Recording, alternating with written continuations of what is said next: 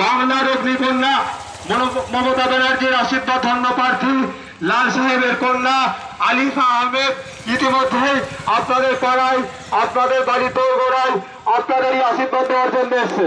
আপনারা বাড়ি থেকে বার হয়ে আলিফা আহমেদকে দুহাত ভরে আশীর্বাদ করুন।